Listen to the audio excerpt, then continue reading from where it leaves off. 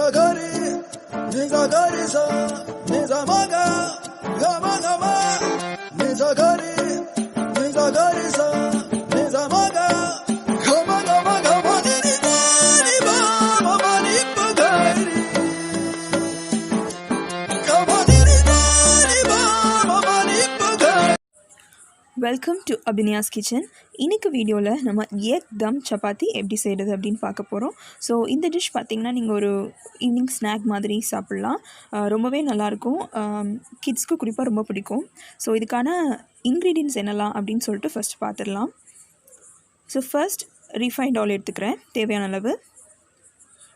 சோம்பு அரை டீஸ்பூன், வெங்காயம் 1 சாப் பண்ணது, இஞ்சி பூண்டு பச்சை மிளகா 3 சாப் பண்ணது, அப்புறம் turmeric powder, chilli powder, coriander powder 3 mix பண்ணது, சால்ட் தேவையான அளவு, தயிர் 2 டேபிள் ஸ்பூன் நல்லா அடித்து வச்சுருக்கேன், 2 முட்டை ஒரு சப்பாத்திக்கு, அப்புறம் உருளைக்கிழங்கு 3 நல்லா பாயில் பண்ணி மசிச்சு வச்சுருக்கேன், சப்பாத்தி 1. ஸோ இப்போ இந்த மாதிரி ஒரு பேன் எடுத்துக்கோங்க. ஃபஸ்ட்டு நம்ம சப்பாத்தி செஞ்சு தனியாக வச்சிடலாம். நார்மலாக நீங்கள் செய்கிற மாதிரி தான், வேணால் கொஞ்சம் எண்ணெய் நிறையா விட்டுக்கோங்க. நல்லா இந்த மாதிரி அந்த பேன் சூடாகிடுச்சதுக்கப்புறம் கொஞ்சம் எண்ணெய் நல்லா விட்டுட்டு அதில் சப்பாத்தி போட்டுக்கலாம். ஃபஸ்ட்டு இந்த மாதிரி எண்ணெய் எல்லா பக்கமும் நல்லா பரவுற மாதிரி நல்லா சுற்றி விட்டுக்கோங்க, இந்த அப்பம்லாம் செய்கிற மாதிரி.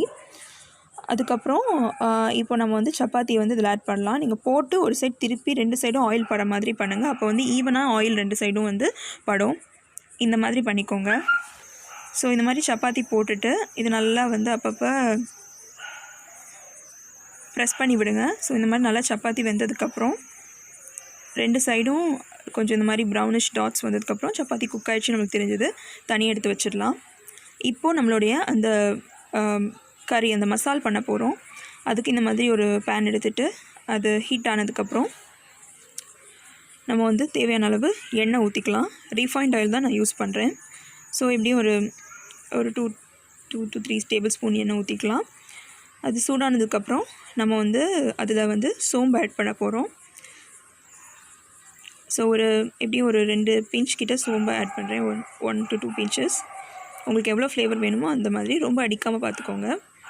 ஸோ இந்த மாதிரி ஆட் பண்ணதுக்கப்புறம் அந்த சோம்பு நல்லா குக் ஆனதுக்கப்புறம் வாசனை வரும் இல்லையா, அப்போது நம்ம பொடியை நறுக்கி வச்சுருக்க வெங்காயத்தை அதில் ஆட் பண்ணிடலாம். வெங்காயம் ஆட் பண்ணி நல்லா வதக்க ஆரம்பிச்சிருங்க. ஸோ இப்போது நம்ம வெங்காயம் இந்த மாதிரி வதக்கப்போ யூஸ்வலாகவே அது டக்குன்னு வதங்கணும் அப்படின்னா யூஸ்வலி நம்ம கொஞ்சம் சால்ட் ஆட் பண்ணிக்கிட்டால் ஈஸியாக வதங்கிடும். ஸோ அதுக்காக நான் இந்த ஸ்டேஜ்லேயே நான் கொஞ்சம் உப்பு ஆட் பண்ண போகிறேன். ஆனால் இந்த மசாலுக்கு தேவையான மொத்த உப்பு நான் இப்போ ஆட் பண்ணல. ஸோ ஃபஸ்ட்டு கொஞ்சம் ஆட் பண்ணிவிட்டு இன்னும் கடைசியில் உங்களுக்கு இன்கேஸ் தேவை அப்படின்னா நீங்கள் அதுக்கப்புறம் ஆட் பண்ணிக்கலாம். ஸோ ஃபஸ்ட்டு இந்த மாதிரி வதக்கி விட்டுட்டு வெங்காயம் கொஞ்சம் சாட்டே ஆகிடுச்சு இந்த ஸ்டேஜில் இந்த மாதிரி உப்பு போட்டு விட்டுக்கோங்க. போட்டு விட்டுட்டு நல்லா நல்லா மிக்ஸ் பண்ணி விடுங்க. ஸோ தட் வெங்காயம் நல்லா வதங்கி ஒரு மாதிரி ட்ரான்ஸ்லூசண்ட்டாக இந்த மாதிரி ஒரு கோல்டன் ப்ரௌன், லைட் ப்ரௌன் கலரில் வர அளவுக்கு வந்ததுக்கப்புறம் நம்ம இந்த இஞ்சி பூண்டு பச்சை மிளகா 3மே நல்லா பொடியாக சாப் பண்ணி வச்சுருக்கேன். நீங்கள் அரைச்சும் எடுத்துக்கலாம். ஸோ அது ஒரு 2 டீஸ்பூன் கிட்ட மாதிரி போட்டுக்கிறேன். போட்டு நல்லா இந்த மாதிரி மிக்ஸ் பண்ணுங்கள், அந்த பச்சை வாசனை போகிற வரைக்கும். நேற்று வீடியோவில் நான் சொன்ன மாதிரி நல்லா ஒவ்வொரு ஸ்டேஜ்லேயும் ஒவ்வொரு இன்க்ரீடியண்ட்டும் நல்லா குக் ஆகி நல்லா பச்சை வாசனை போகி அந்த எண்ணெய் நல்லா தெளிஞ்சு கிளேசிங்காக வரணும். அப்போ அடுத்த இன்க்ரீடியன்ட் ஆட் பண்ண போகிறோம். ஸோ அடுத்த இன்க்ரீடியன்ட் பார்த்திங்கன்னா தயிர் சொல்லியிருந்தேன். அதே மாதிரி தனியாத்தூள் ஒரு அரை டீஸ்பூனும், அரை டேபிள் ஸ்பூனும், அப்புறம் மஞ்சள் ஒரு 2 பிஞ்சு, அப்புறம் மிளகா பொடி ஒரு அரை டீஸ்பூன், 3ம் இந்த தயிரோடு இந்த மாதிரி நல்லா மிக்ஸ் பண்ணி விட்டுக்கோங்க. ஈவனாக அந்த தயிரில் அந்த 3 பவுடர் ஸ்பைசஸ் 3மே நல்லா மிக்ஸ் ஆகிற மாதிரி இந்த மாதிரி அடித்து எடுத்துக்கோங்க. ஸோ இதை தான் நம்ம ஆட் பண்ண போகிறோம். ஸோ யூஸ்வலி இந்த மாதிரி மசால் இந்த மாதிரி ஒரு டைப் ஆஃப் இதெல்லாம் பண்ணுறப்போ நீங்கள் இந்த மாதிரி மிக்ஸ் பண்ணிட்டிங்கன்னா டக்குன்னு அடிப்பிடிக்காது. அதுவும் இல்லாமல் ஒரு மாதிரி ஒரு நல்ல ஃப்ளேவர் கொடுக்கும். ட்ரை பண்ணி பாருங்கள். நான் டொமேட்டோ ஆட் பண்ணல, அதனால தான் கர்ட் ஆட் பண்ணுறேன். ரொம்ப வேணாம், ஒரு 2 டேபிள் ஸ்பூன் கர்டு அடித்து வச்சுக்கோங்க அந்த மாதிரி. ஸோ அதை ஆட் பண்ணிவிட்டு நல்லா மிக்ஸ் பண்ணிக்கோங்க. ஃப்ளேம் அப்பப்போ அட்ஜஸ்ட் பண்ணிக்கோங்க, அடி பிடிச்சிடாமல் இருக்க. ஸோ இந்த மாதிரி அந்த வெங்காயம் இதோட நல்லா இந்த கர்டு வந்து வித் ஸ்பைசஸ் நல்லா மிக்ஸ் ஆகிற மாதிரி பார்த்துக்கோங்க.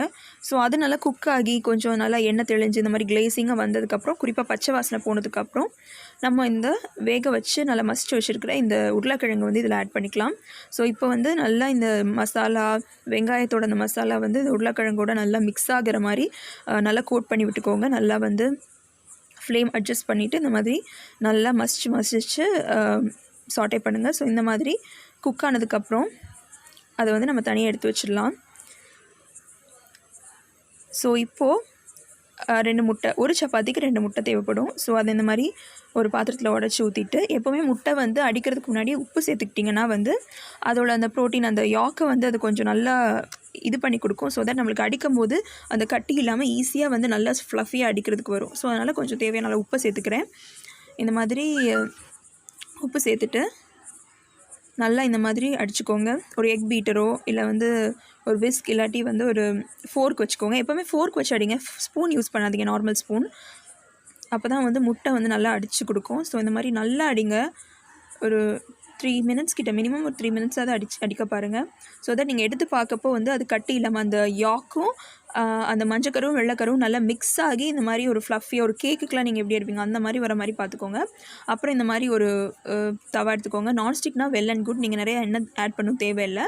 நான் வந்து இரும்பு பேன் எடுத்திருக்கேன். ஸோ அதனால் கொஞ்சம் எண்ணெய் போட்டுட்டு இந்த மாதிரி அப்பத்துக்கு போகிற மாதிரி எல்லா பக்கமும் பரவுனதுக்கப்புறம் இந்த மாதிரி ஒரு கரண்டி இல்லை ஒரு 1.5 கரண்டி வந்து ரொம்ப ஆட் பண்ண வேணாம்.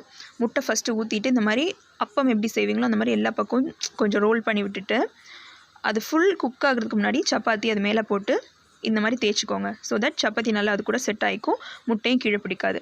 அப்புறம் அந்த மசாலாவை இந்த மாதிரி கொஞ்சம் நல்லா மசிச்சு எடுத்துகிட்டு, கொஞ்சம் ரொம்ப போட வேணாம், கொஞ்சம் இந்த மாதிரி எல்லா பக்கமும் மேலே ஸ்ப்ரெட் பண்ணிவிட்டு, பாக்கி இருக்க முட்டையை அது மேலே ஊற்றி அந்த எக் அந்த மசாலா கவர் ஆகிற மாதிரி இந்த மாதிரி ஊற்றி விட்டுக்கோங்க.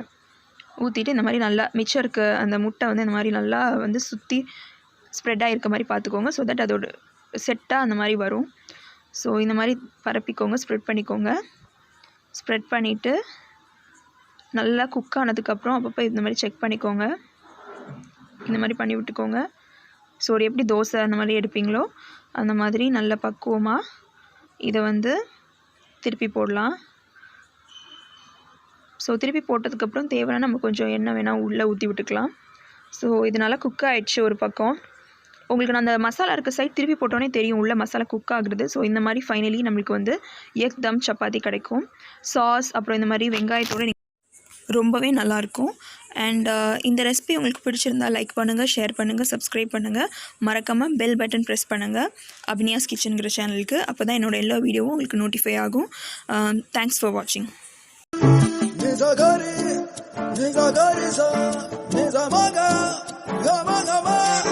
Nizagari